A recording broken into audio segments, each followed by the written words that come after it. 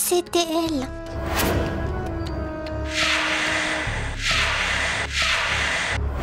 Junkie est vivante.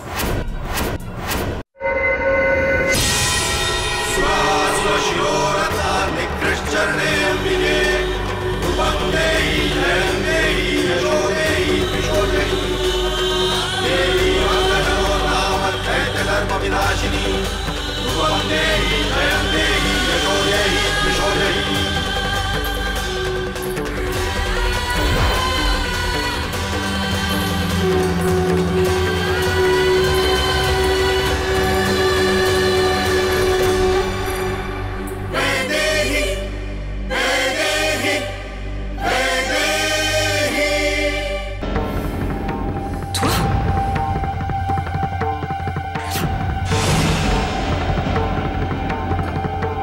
Alors c'est toi qui as fait tout ça? Toi-même tu es du côté d'Ariane? Junkie, ma fille, tu te trompes.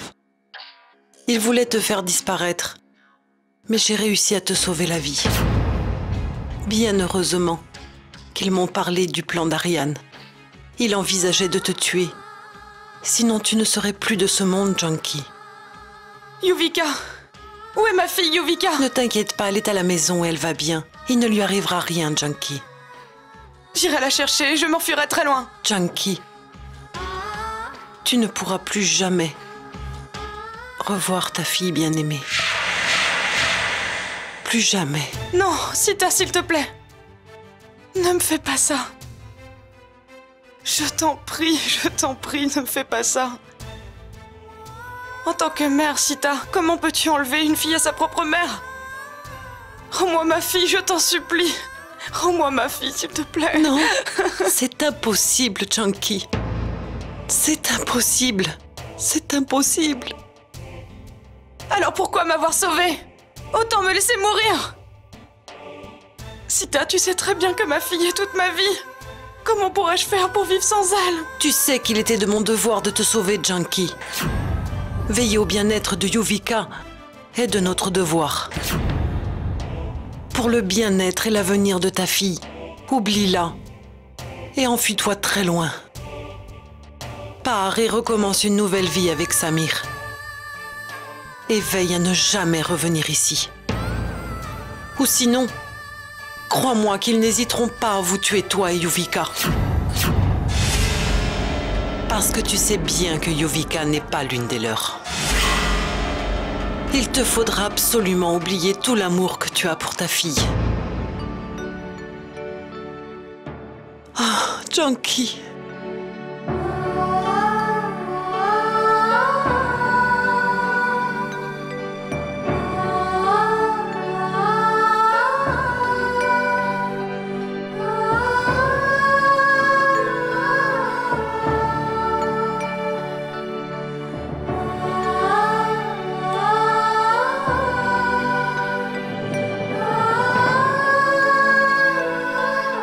Prends ceci, change de vêtements. C'est un cadavre non identifié. Je dois prétendre que c'est toi. Donc je lui mettrai tes bijoux et tes vêtements. Tiens, Junkie, change-toi. Essaye de comprendre. Va, Junkie.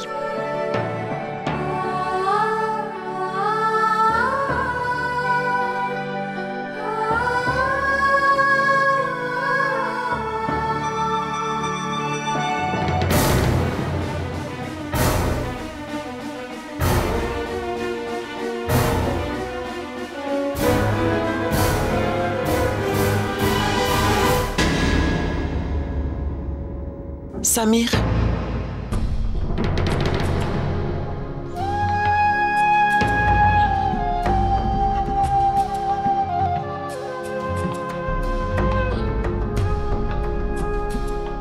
Samir, vas-y, tu peux emmener Junkie loin d'ici. Si loin que personne ne pourra jamais vous retrouver. Partez et bâtissez-vous une nouvelle vie. Samir.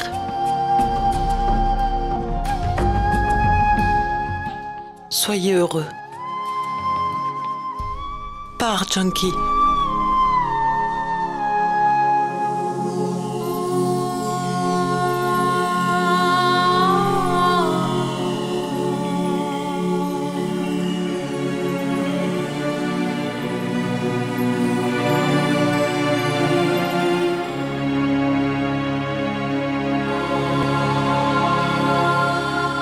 Laxman, mets le cadavre dans la voiture et pousse-la dans le ravin.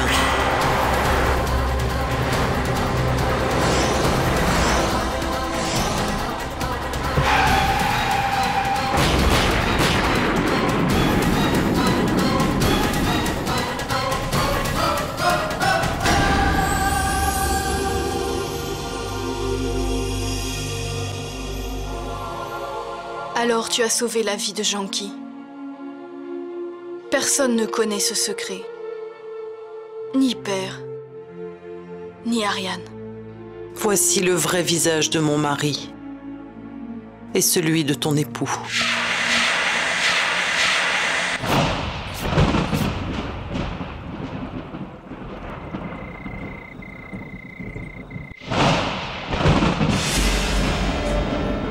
Junkie est vivante. Ce qui signifie que je ne suis pas Madame Ariane Gésing. Je suis Vaidéi. Vaidéi Dixit. Mon mariage avec Ariane n'a aucune valeur. Au regard de la loi, sans divorce préalable, un remariage est illégal. Pourquoi avoir peur si ma relation avec Ariane ne veut rien dire? Mère m'a dit qu'elle possédait toutes les clés de cette maison, mais qu'elle n'avait pas la liberté d'en ouvrir les serrures. Mais aujourd'hui, je possède une telle clé. Celle qui pourrait me libérer de cette prison. Me libérer. Me libérer.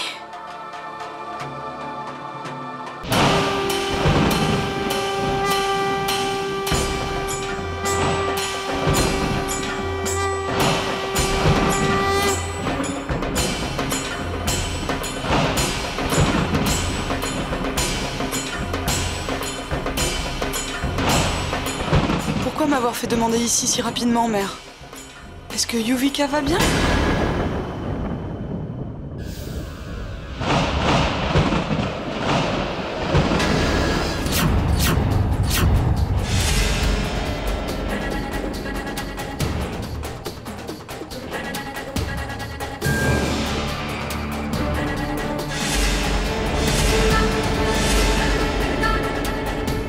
Toi? Mais... j'ai reçu un appel de Sita. C'est moi qui t'ai appelé en prétextant être Sita Devi.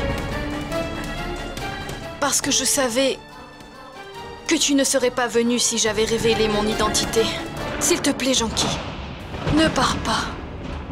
Je suis venue remplie d'espoir, car tu es la seule à pouvoir me sortir de ce gouffre.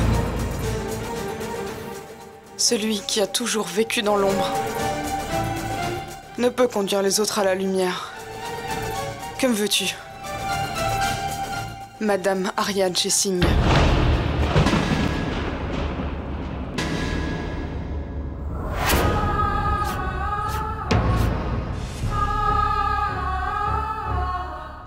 Mais que me veux-tu? Que tu m'aides. Aux yeux du monde, Junkie n'est plus. Mais tu es vivante. Dans ce cas-là, mon mariage est illégal. Car la première femme d'Ariane est toujours vivante. Il est illégal. Il suffit d'une apparition publique de ta part et je pourrais me libérer de cette union insensée. S'il te plaît. Si je me montre en public, c'est évident qu'ils me tueront et effaceront immédiatement toutes les preuves de ma présence. Et toi, tu demeureras au même endroit, Vaidéi. Dans la même prison que Madame Ariane Gésing. Je n'ai pourtant pas peur qu'il me tue, tu sais. Tu sais, j'ai peur car il pourrait... il pourrait punir ma fille Yuvika pour mes propres erreurs. Et la vie de Samir aussi serait en danger. Si tu crois que cette petite apparition publique pourrait t'apporter le bonheur et résoudre tes problèmes, alors je veux bien te libérer. Je suis prête. Non, non. Je ne veux causer la mort de personne. Si cela pouvait mettre en danger la vie de ta fille ou de Samir, alors il me serait impossible de vivre en paix. Oui, je veux me libérer de cette fausse union, mais pas de cette façon. Il y avait avant un temple érigé à la gloire de la déesse Kali, ici même. La déesse Kali, garante de la justice et de la force. Regarde, cet endroit même où nous sommes, tu sais, est maintenant laissé à l'abandon.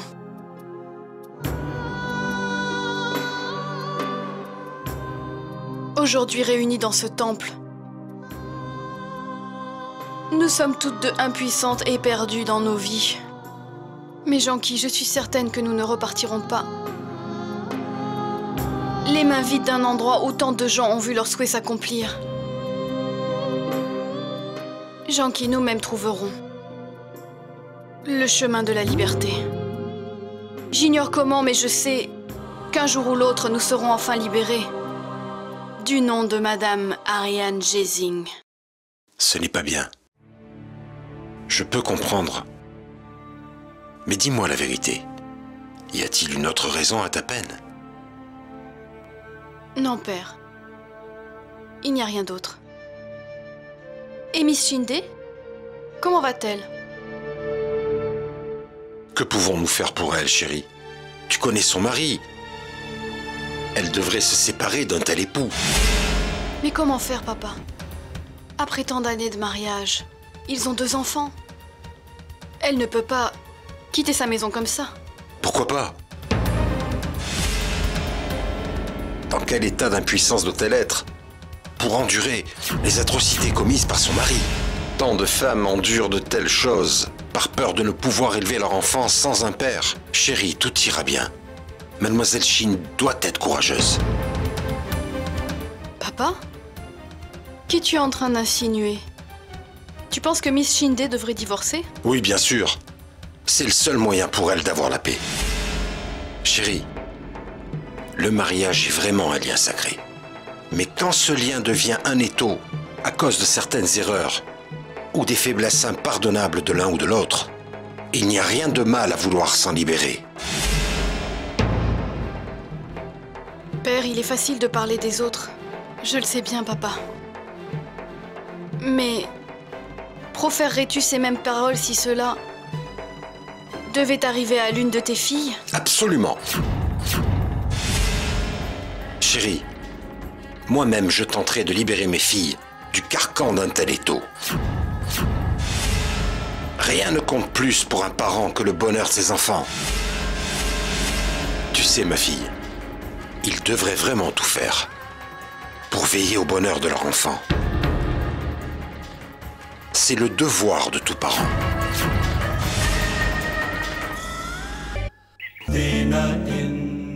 Où suis-je? Où devrais-je aller? Dieu, montre-moi le chemin. Que devrais-je faire? Ce lien est la preuve d'une union sacrée entre un mari et sa femme. Cette union qui prend forme devant le feu sacré, alors que les 2 époux font le serment de respecter leur union et de veiller l'un sur l'autre. Dans quel état d'impuissance doit-elle être pour endurer tout ça? Unis par ce lien sacré, ils empruntent alors, tous 2 réunis, un nouveau chemin. Oui, je t'ai épousé, mais ce n'était pas par amour, mais par obligation. Une belle fille entre dans cette maison comme épouse. Et on repart sur le bûcher.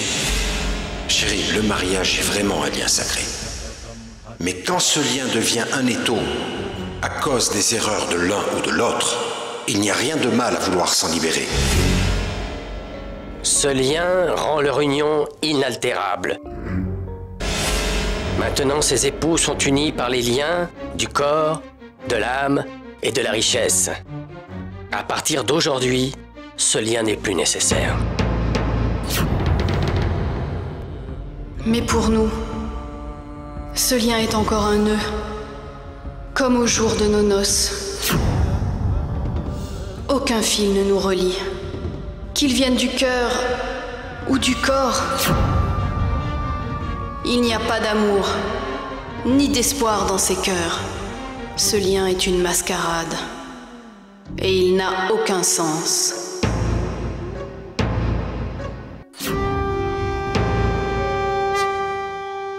Vous pouvez détacher le nœud maintenant.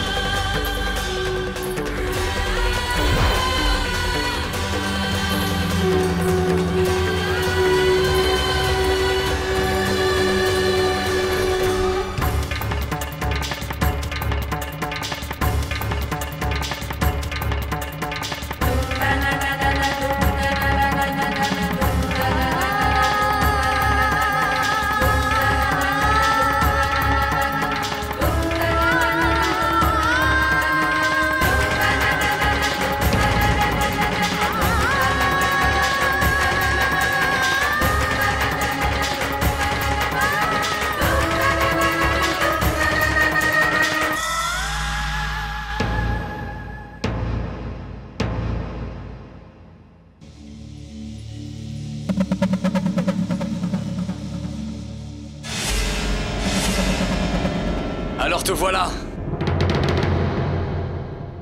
Mais que diable fais-tu ici?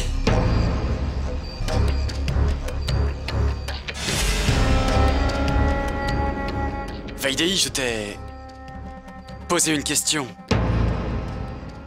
Que fais-tu ici?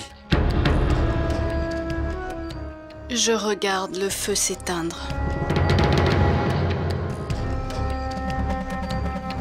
Ma nouvelle vie commence ici. J'ai tourné cette fois autour du feu sacré, les yeux remplis d'espoir. Le jour de notre mariage, ton père m'a enveloppée de cette parure, symbole de notre union éternelle. Certains rituels ont définitivement changé ma vie. Comme tout autre jeune marié, mon cœur était empli de désir. Du désir d'une nouvelle vie, d'une nouvelle relation. Du désir d'un mari épris qui me soutiendrait dans la joie et l'adversité. J'allais vivre le reste de ma vie dans une paix tranquille à ses côtés. J'étais si heureuse. Mais les uns après les autres, mes désirs se sont brisés et mes yeux se sont peu à peu remplis de larmes. Pas seulement mes désirs, mais aussi mon intégrité a été détruite. Par toi, Ariane, par toi!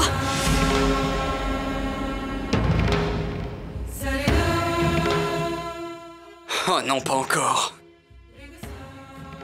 Que veulent dire toutes ces bêtises? Qu'est-ce que ça veut dire? Je ne suis pas d'humeur à me disputer. Ne recommence pas encore. Il n'y a aucun espoir de renouveau entre nous, Ariane. Ce nom écrit sur le sable ne veut rien dire.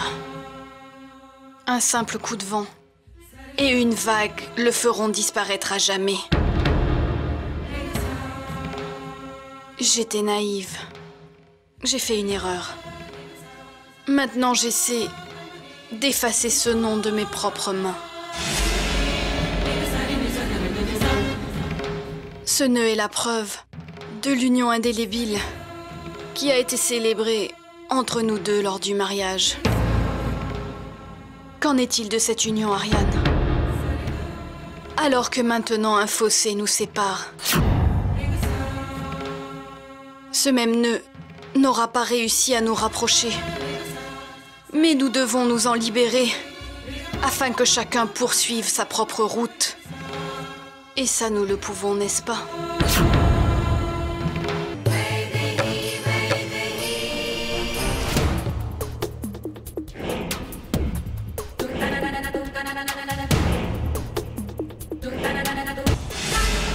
Mais qu'est-ce que c'est que cette attitude?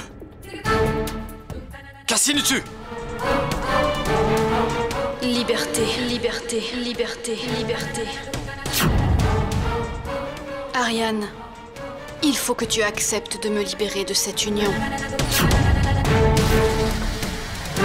Je veux divorcer